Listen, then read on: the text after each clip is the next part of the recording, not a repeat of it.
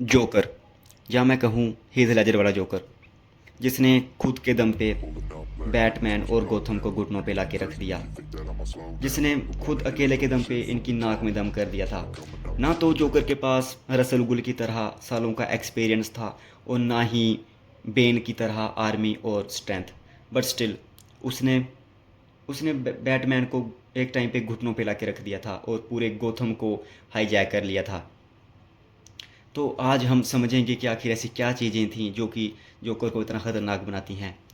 Christopher Nolan की direction और Heath Ledger की एक्टिंग को छोड़ के, क्योंकि ये दो चीज़ें जिनको तो हम बीट नहीं कर सकते, और ना ही इनको हम इग्नोर कर सकते हैं कि हीथ लेजर ने कैसे एक मतलब मरे हुए कैरेक्टर में जान डाल दी, इतना अच्छे से प्ले किया कि हम उस उनके अलावा भी किसी को उस रोल में इमेजिन भी नहीं कर सकते। बट ये तो ऐसे आउटर वर्ल्ड की बात हो गई। अब हम उसे इनर इनर वर्ल्ड की तरह, जैसे मूवी में ही हम हों वैसे समझने की कोशिश करेंगे कि आखिर जोकर इतना ख़तरनाक था कैसे। तो चलो स्टार्ट करते हैं। मुझे लगता है कि जोकर को जो सबसे ख़तरनाक बनाता बनाता है वो है उसकी साइकोलॉजी, और उसका नेचर, उसका नज़रिया दुनिया को देखने का। वो वो कभी भी चाहता, उसे जोकर, उसका कोई लक्ष्य ही नहीं है। हर विलेन को कुछ ना कुछ चाहिए, किसी को पावर, किसी को रिवेंज, किसी को मनी, बट जोकर जोकर को कुछ नहीं चाहिए। उसे तो बस क्योस चाहिए। वो बस बैटमैन के साथ खेलना चाहता है, उसे पैसा नहीं चाहिए। जब उसे पैसे मिलते हैं तो वो उनको आग लगा देता है। तो जहाँ से तुम समझ सकते हो कि उसे चीज़ों से फ़र्क ही नहीं पड़ता, उसे तो बस बैटमैन के साथ खेलना है।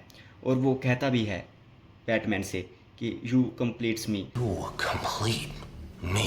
बैटमैन को लगता है कि जोकर मुझे मारना चाहता है, लेकिन जोकर तो कभी बैटमैन को मारना चाहता ही नहीं था।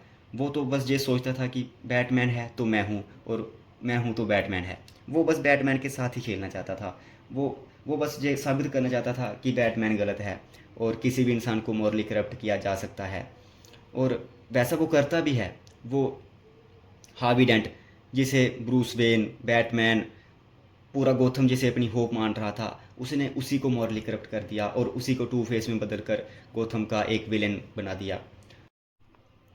अब सिर्फ ऐसा नहीं है कि जोकर को सिर्फ पैसे नहीं चाहिए और वो बस क्योस मचाना चाहता है। जोकर को सबसे खतरनाक ये भी बनाता है कि उसे डर ही नहीं है, वो डरता ही नहीं है।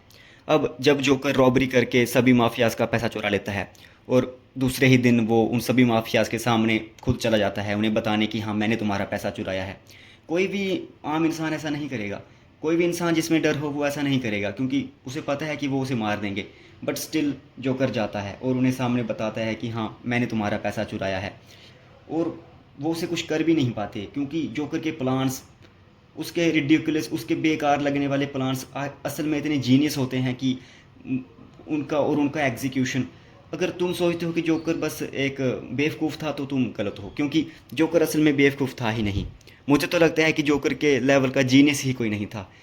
तुम पूरी मूवी देखना और फिर बताना क्या क्या एक बेवकूफ़ इंसान, जहाँ तो कोई बहुत ही ज़्यादा बेवकूफ़ इंसान ऐसे प्लान्स बना सकता है, और जहाँ तो कोई बहुत ही जीनियस। और मुझे लगता है कि जोकर तो एक बहुत ही जीनियस था। ये चीज़ें हैं जो उसे बहुत ख़तरनाक बनाती हैं। और जोकर, अनप्रिडिक्टेबिलिटी, उसकी अनप्रिडिक्टेबिलिटी ही उसका वेपन थी। वो हर किसी को अपने पास्ट के बारे में कुछ नई चीज़ बताता। किसी को बताता कि उसके बाप एब्यूज़िव था इसलिए उसके फेस पे ये स्कार्स हैं, किसी को अपनी वाइफ के बारे में बताता, बट असल में वो सच किसी को बताता ही नहीं था। वो तो बस अनप्रिडिक्टेबल रहना चाहता था। वो उसे पता था कि अगर मेरा पास्ट लोगों के सामने आ गया तो मैं थोड़ा प्रिडिक्टेबल हो जाऊंगा, इसलिए वो चाहता था कि बस वो अनप्रिडिक्टेबल रहे। और शायद इसीलिए वो अपना चेहरा भी छिपा के रखता था, वो जो मेकअप करके रखता था। तो शायद ये भी उसके एक रीज़न हो सकता है।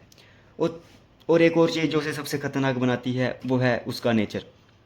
अब सच कहूँ तो जोकर, हम उसके नेचर को क्या समझेंगे। जोकर खुद अपने नेचर को नहीं समझता था। वो खुद बोलता था कि मैं तो कुत्ते की तरह हूँ। What I am? I'm a dog chasing cars. I wouldn't know what to do with one if I caught it. I just do things.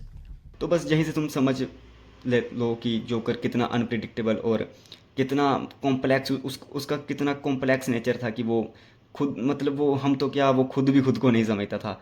और ऐसा होना काफ़ी मुश्किल है, हर कोई ऐसा नहीं होता। यही चीज़ तो जोकर को सबसे अलग और सबसे खतरनाक बनाती है। बस मुझे लगता है कि यही वो वजहें थी जो जोकर को बहुत खतरनाक बनाती हैं।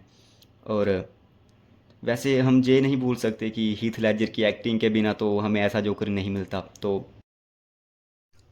अब चाहे जोकर जितना भी खतरनाक जैसा भी हो, लेकिन वो है तो बुरा ही।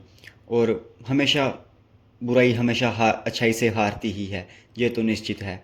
चाहे हम कोई भी स्टोरी, चाहे वो रियल लाइफ की हो या चाहे वो कोई माइथोलॉजी की, और जहाँ हमारी लिखी हुई, अच्छाई हमेशा जीतती है। बस इसी तरह इस स्टोरी में भी अब जोकर हर बार तो जीत नहीं सकता था, तो आखिर में अच्छाई यानी कि बैटमैन की ही जीत होती है। जब बैटमैन उसे नहीं मारता, वही सबसे बड़ी जोकर की हार थी। माना कि उसने हार्वी डेंट को बदल दिया, उसने गोथम को, पूरे के पूरे गोथम को हिला के रख दिया, लेकिन फिर भी आखिर में जीत तो अच्छाई की ही हुई। तो ये थी आज की वीडियो। आई होप आपको पसंद आई होगी। तो पसंद आई हो तो लाइक करना और सब्सक्राइब भी कर देना, और साथ में मुझे कमेंट्स में बताना कि अगली वीडियो मैं किस चीज़ पर लाऊं। Thanks for watching.